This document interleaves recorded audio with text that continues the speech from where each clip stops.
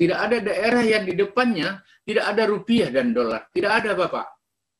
Kecuali memang tidak diusahakan dan dilihat-lihat aja gitu. Banyak daerah yang hanya menunggu curah hujan ada baru menanam. Sehingga tanamnya nanti bulan April. Berarti kalau April 3 bulan lagi baru dia panen. Sesudah itu udah kering. Tidak ada lagi. Oleh karena itu, ada rekayasa-rekayasa yang sekarang saya lakukan untuk mengejar air dimanapun ada. Kita masuk ke rawa juga, karena di rawa ada air dalam situasi apa. Kejar itu. Pasti bisa. Dan saya coba lakukan perlahan-lahan. Dan itu pertanian adalah lapangan kerja bagi semua orang, dan kita sudah biasa dengan pertanian. Nah, Pak Dahlan dan Bapak sekalian yang sama saya hormati, bahkan tidak hanya itu, pertanian adalah solusi masa depan. Kenapa? Karena kita punya penduduk yang besar. Kita punya alam dengan agroklimas, dengan matahari yang terus bersinar, ini penting pertanian. Kita punya angin yang tidak pernah kurang. Kita punya tanah di pinggir pantai, di dataran rendah, ada bukit-bukit, bahkan ada gunung. Sektor mana yang enggak? Tapi kasih waktu Menteri Pertanian, jangan cuma 1 tahun sudah mau diganti, kasihan. Enggak. Kita cuma main supaya kita bisa ketawa sedikit. Ya, biar lebih segar, Pak. Jalan seperti biasa. Satu pertanyaan lagi, Pak Sarul. Satu pertanyaan lagi sebelum ini yang terakhir jangan dimuat di media. Siap. Satu pertanyaan lagi sebelum kita serahkan ke Mbak Friska sama Mas Feby. Tadi bahwa pandemi ini justru kesempatan terbaik bagi sektor pertanian.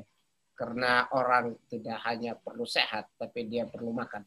Dan Kementerian Pertanian justru membuktikan bahwa ekspornya malah naik justru di tengah situasi pandemi. Nah, kalau kita bawa ke Sulawesi Tenggara, apa yang Pak Sarul lihat sebagai potensi pertanian yang harus dikembangkan saat ini? Begini, pertanian itu dibutuhkan dunia. Tanaman dan tumbuhan dari negara tropis ini menjadi sesuatu yang berbeda pada negara-negara Eropa, Amerika, bahkan di negara-negara subtropis. Diperebutkan itu.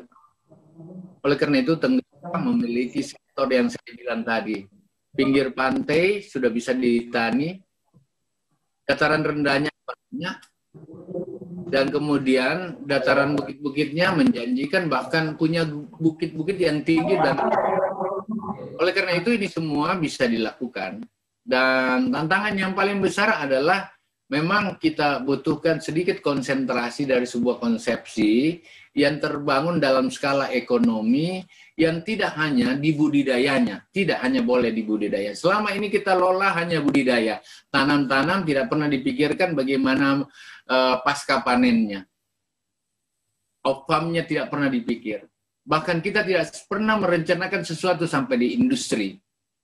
Oleh karena itu, besok memang harus ditumbuhkan kolaborasi atau korporasi pertanian yang ada di daerah. Kalau itu sudah petaninya ada, lahan-lahan kosong harus dikonsentrasi lebih kuat dan dilakukan riset yang kuat. Apa tanaman yang paling tepat di sana dan di mana pasarnya yang ada, dan ya kita berusaha untuk melakukan industrialisasi pertanian di situ lebih kuat. Ya. Dan Sulawesi Tenggara sangat-sangat memungkinkan untuk sangat, dan saya siap membantunya. Ya, gitu. Ya. Jadi Ya, oleh baik. mau jagung jangan sampai di jagungnya, tetapi sampai seperti apa jagung itu.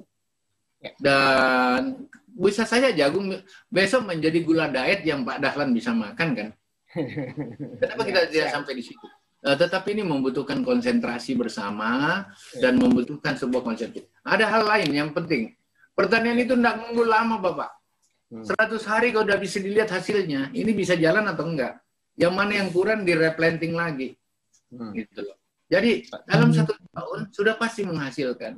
Oleh karena itu kalau ada daerah yang mau baik, salah satu yang konsentrasinya adalah pertanian.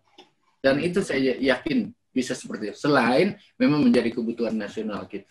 Itu baik. Terima kasih Pak Menteri, Pak Sarul. Jadi terima kasih sudah nonton. Jangan lupa like, subscribe, dan share ya.